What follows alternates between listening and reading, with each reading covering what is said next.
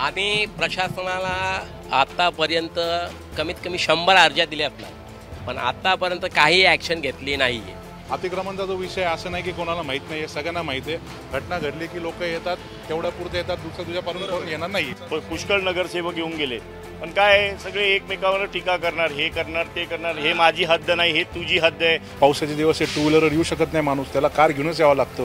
एक युटर्न घ्यायला 15 मिनिटं लागतो. इथं काही नाहीये. इथं स्मार्ट सिटी नावाचे इन्फ्रास्ट्रक्चर नावाचं प्राचीन काळी पुणे वसलं ते मुळामुठा नद्या आणि हा नागझरी ओढा आणि आंबील ओढा या दोन ओढ्यांच्या काठांवरती सध्या मुळामुठांना गटारगंगेचं रूप आलंय, तर हा नागझरी ओढा आणि आंबील ओढा अशा प्रकारे ठिकठिकाणी वळवण्यात आलाय.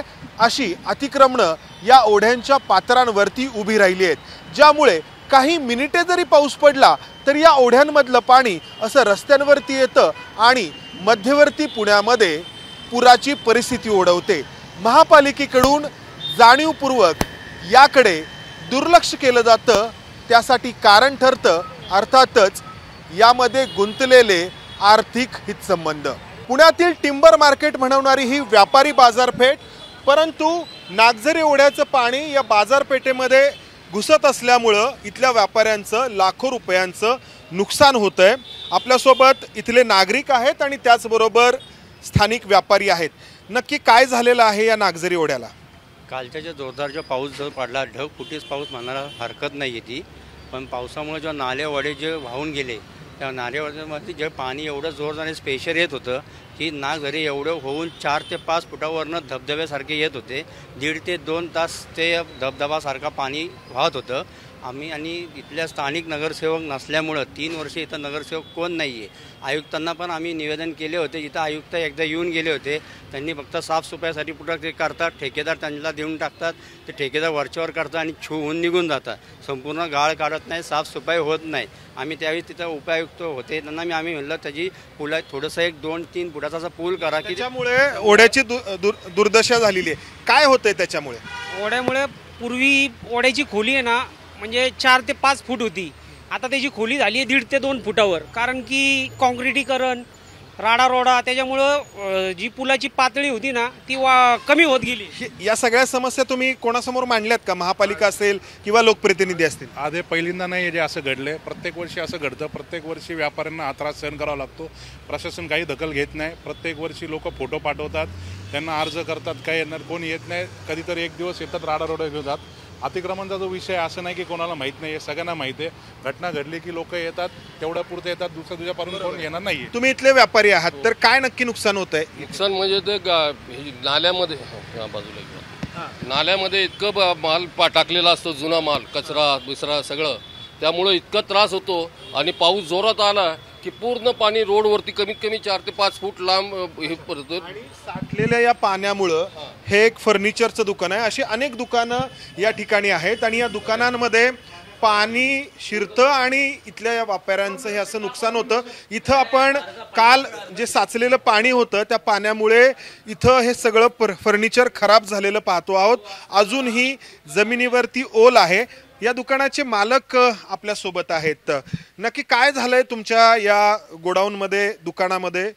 माझ्या या दुकानामध्ये काल जे पावसामुळे जे पाणी शिरलंय त्याच्यामुळे माझा कोट्यवधी रुपयाचं नुकसान झालेलं आहे. आता प्रशासनाला आम्ही हे प्रश्न उत्तर विचारलंय सगळं की काय हे नेमकं ऍक्च्युली पाणी कुठनं आलंय. तर आम्हाला समज आली की आता आमच्या समोर एक नाला आहे, नागझरी आहे, त्याच्यामध्ये या लोकांनी अतिक्रमण ठेवलं, काय फर्निचर वगैरे आणलं. ते पाणी अटकल्यामुळे तो पाणी वरनं भावून बाहेर येऊन आमच्या सगळ्या दुकानात एवढ्या फोर्स हे खराब झालंय. तर आमच्या याच्यामध्ये आमच्या लाकडामध्ये पाणी शिरून आमचं खालचं प्लाऊड सगळं तुंबलेलं आहे पाणी. आणि पाणी अजून 10 इंचपर्यंत होतं सकाळपर्यंत. आत्ता आम्ही ते बुजवून ते शेवट जमिनीपर्यंत आलंय, पण खालचं प्लाऊड सगळं आमचं खराब झालेलं आहे. आणि हे खराब झालंय, हे सगळं खराब वापरता येईल नाही, हे वापरता येणार नाही, कारण हे ओलसर झालेलं आहे. आता हा संपलेला आहे. याचा थोडक्यात म्हणणं तर नागझरीला जागा नव्हती, जागा नसल्यामुळे पाणी सगळं या भागात आलं.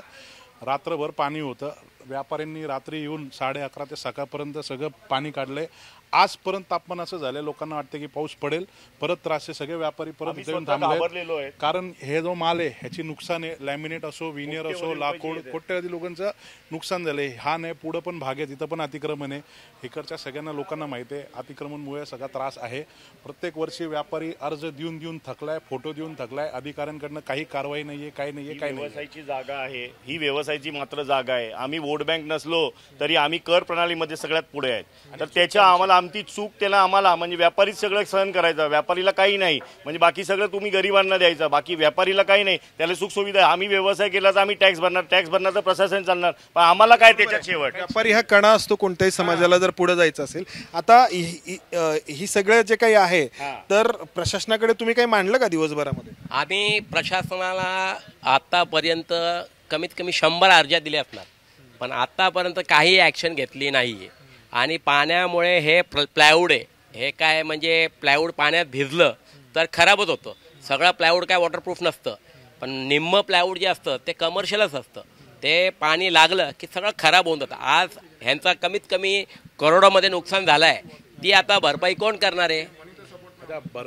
पुष्कळ नगरसेवक येऊन गेलेत, पण काय सगळे एकमेकांवर टीका करणार, हे करणार ते करणार, हे माझी हद्द नाही, हे तुझी हद्द आहे, हे फुटपाथ माझ्या याच्यामध्ये नाही, हा रोड त्यांच्यामध्ये. मग आम्ही कुठे जायचं? त्याला काहीतरी पर्याय असेल ना, की गव्हर्नमेंटकडे काय निष्कर्ष आहे की आता आम्ही अण्णांना भेटू, की अण्णा सगळं बघतील आमचं, की काय करणार आहे नेमकं, तुम्ही काय करणार आहे त्याचं उत्तर आम्हाला नाहीच आहे अजूनपर्यंत. सकाळपासून आम्ही फिरतोच आहे. ते म्हणतात तुम्ही पत्र लिहा, पत्रांचा ढीग आहे आमच्याकडे. किती वर्षापासून आम्ही झगडतोय, आम्ही म्हणतोय नागझरीवर पूल करून द्या, आम्ही तिथं काहीतरी करू, पण नाही. शेवट प्रशासनाकडनं आम्हाला काय भेटलं? तुम्ही तुमचं करा, तुम्ही तुमचं बघायचं असेल तर तुम्ही करावा लागेल. मग आम्ही टॅक्स कशासाठी भरतो? आणि कायदा सगळ्यांना सारखा असतो का? गरिबांसाठी वेगळा कायदा आणि व्यापारासाठी वेगळा कायदा? कायद्याचा काय फरक आहे का नाही त्यात? आता सध्याची परिस्थिती आहे, काल जे नुकसान झालं ते नुकसान झालं. आज व्यापारी सगळे त्रासमध्ये, कारण आज परत पाऊस पडण्याची शक्यता. आज जे नुकसान आहे तो वेगळाच ना झाला, अजून वाढेल. आत्ता जो आज रात्री परत जो त्रास सहन करावा लागणार आहे. अच्छा, आज लोक पण नाही आमच्याकडे, कारण रक्षाबंधन असल्यामुळे सगळे सण सुद्धा सुट्टीवर आहेत. आम्ही सगळे इथं बसलोय, ट्रॅक पॅन्ट टी-शर्ट सगळे बसून आम्ही इथं बसलोय. पाऊस आला तर काहीतरी मार्ग काढूया, पण ह्याचा कायमस्वरूपी मार्ग आम्हाला आजपर्यंत भेटला नाहीये. असं नाहीये, इकडचे स्थायिक जे नगरसेवक असतील सगळ्यांना माहिती आहे कुठं अतिक्रमण आहे, काय आहे, पण बहुतेक ते घटनासाठी थांबतात की घटना झाल्यानंतर आम्ही येतो, मग पाहणी करतात, आश्वासन देतात, परत गेले. आता परत काय नाही, आम्ही परत इथं येऊन थांबलोय. सगळे व्यापारी दुकानाच्या बाहेर थांबलेत. पावसाचं सहज आलं, पण आम्ही पण काय करणार? शेवटी पाणीला जागा भेटती तसं जातात. पुणे तर आपलं स्मार्ट सिटी झालंय असं म्हणतात. स्मार्ट सिटी झाली, पहिले पुण्यात नंबर 1 होती, पण आताची परिस्थिती बघून ती काहीच नाहीये. काल संध्याकाळी जे पाऊस झाला त्याच्यामुळे मेन रोडने अख्ख्या टिंबर मार्केटच्या दुकानात पाणी गेलेले. लोक 5 वाजतापासून पाणी काढण्याचा ते तल वाढत गेला. लोक सुरुवात केली काढू, शेवटी 11पर्यंत ज्याला थोडा पाऊस कमी झाला त्याला पाण्याची लिमिट गेली. आणि आज पुन्हा याच्यात चिखल आहे. लोक सर्व आम्ही व्यापारी लोक चिखल काढत बसलो. सकाळी प्रशासनची लोक आली होती, त्यांना आम्ही काय मागणी केली, जे झालं ते झालं. आता आम्हाला तुम्ही काय कारवाई करणार आहे ते आम्हाला सांगा. काही सांगितलं आहे साहेब म्हटले, मी 5 दिवस अगोदरच माझी बदली झाली आहे, मी बघतो, पाणी करून गेले. आम्हाला काही आश्वासन अजूनपर्यंत भेटलं नाहीये की आम्ही ह्याच्या पुढे काय स्टेप घेणार आहे, की पुढे बरेच मोठा खर्च प्रशासनाकडून करण्यात येतो स्मार्ट सिटी म्हणून. तर स्मार्ट सिटी वाटतं का पुणे तुम्हाला? स्मार्ट सिटी कुठल्याही याच्यामध्ये वाटत नाहीये. रस्ते खड्डे मुक्त नाहीयेत, सगळे पुण्याला रस्ते झालेत. आता एक उदाहरण देतो, 7 लॉ चौकात जाऊन बघा की ट्रॅफिकचा गोंधळ का चाललाय. खड्डे प्रचंड झालेले आहेत, ट्रॅफिक थांबते. जे झोपडपट्टी आहे ते अतिक्रमण असं बाहेर आलेले आहेत. लोकांनी एन्क्रोचमेंट केले दोन्ही बाजूला. 12 फूट रस्ता आहे तर त्याला 5 फूटच रस्ता आहे, दोन्ही बाजूला एन्क्रोचमेंट करून ठेवलं. मग रस्ता ट्रॅफिकचा भाग सुटणार कसं काय? तुम्ही प्रत्यक्ष कोणी लक्ष देतच नाहीये, फक्त फोनवर बोलतात आम्ही बघतो. तुम्ही फक्त कंप्लेंट द्या, लेखी कंप्लेंट द्या, कॉर्पोरेशनकडे द्या, महापालिकेकडे अर्ज देत बस. दिवाणजीचं काम आम्ही करायचं, म्हणजे फक्त प्रशासनाकडे आम्ही लेटर द्यायचं. पण त्याचा हे कोण करणार आहे? निष्कर्ष काढून द्या ना आम्हाला, त्याचा आम्हाला काहीतरी निष्कर्ष करून द्या. एक आश्वासन द्या की आम्ही हे करणार आहोत, तुम्ही त्याला सहकार्य करा. व्यापारी बसलेच, तुम्ही मागा ना आमच्याकडे पैसे. तुम्हाला जर नेते म्हणतात की महापालिकेमध्ये आता प्रशासक आहे आणि आमची काही जबाबदारी नसेल तरी तुम्ही येताय, तुम्ही काय म्हणता आम्ही हे करून देतो, त्यापेक्षा सांगा ना आमचं तुम्ही करून घ्या. तुम्ही इथं येऊन लोकांना खोटी आव्हानं तरी का देता की आम्ही हे करून देतो ते करून देतो? नाही, आश्वासन का देताय तुम्ही? त्यापेक्षा डायरेक्ट सांगा ना की कायदा व्यापाऱ्यांसाठी आहे का सगळ्यांसाठी आहे कायदा? सर, स्मार्ट सिटीच्या संदर्भात काय असतो? स्वच्छ परिसर, इन्फ्रास्ट्रक्चर हे सर्व वस्तू असतात. पण तर तुम्ही बघितलं याचं इन्फ्रास्ट्रक्चर काय आहे सर? आजच्या तारखेला काही इन्फ्रास्ट्रक्चर नाही आहे सर. हे जे असली परिस्थिती रोज ओढायची आहे तर आम्ही काय करू शकतो? दात कोणाकडे मागायची? एक छोटा उदाहरण म्हणणं म्हणजे जे आमचे मॅक्सिमम लोक आमच्या वरती मार्केट यार्ड गंगाधामला राहतात, संध्याकाळी त्यांना इथून दुकान बंद करून 7-7:30ला जायचं म्हणजे डोक्याला ताप असतो, कारण हा 7 लाऊड चौकात कमीत कमी 20 मिनिटं जातात. तिथून ते गंगाधाम जायला आज 1.5 तास लागतो. त्याचा आजपर्यंत कोणी दखल घेतली नाही. 2 किलोमीटरचा रस्ता आहे फक्त, कोणी दखल घेतली नाहीये. पण आम्हाला पण काही दुसरा पर्याय नाही, आम्हाला जावंच लागतं. पावसाचे दिवस आहे, 2 व्हीलर येऊ शकत नाही माणूस, त्याला कार घेऊनच यावं लागतं. एक युटर्न घ्यायला 15 मिनिटं लागतो. इथं काही नाहीये. इथं स्मार्ट सिटी नावाचे इन्फ्रास्ट्रक्चर नावाचे पोलीस नाहीयेत, सिग्नलला पोलीस नाहीयेत, कोणी बघायला नाही. आणि पोलीस असते तर शेवटला एका कोपऱ्यात उभे असतात, गप्पे मारत असतात. कोण बघणार हे सगळं आम्ही बघणार, व्यापारी लोक. तर तुम्ही बघ, आम्ही नागरिक आहेत, भारताचं आमचंही कर्तव्य आहे की आम्ही केलं पाहिजे देशासाठी. पण देशासाठी केलं तर 2 हात जोडले पाहिजे ना. त्यांनी पण पुढे यावं, आम्ही पण पुढे यावं आणि मिळून करावं. पण त्याच्यासाठी कोणीच नाही ना आमच्याकडे. आता कालचा जो हा प्रकार होता, प्रकरण जे काल घडलंय, त्याच्यात आता दुकानात एवढं नुकसान झाली आहे, आता दुकानात एवढी जनावरं शिरली आहे, आता काय रोगमारी काय झाली, त्याला कोण जबाबदार? अच्छा, डेंग्यूची साथ आहे, चिकनगुनियाची साथ आहे, सगळे साथ आहेत. कुठल्या गोडाऊनमध्ये माणसं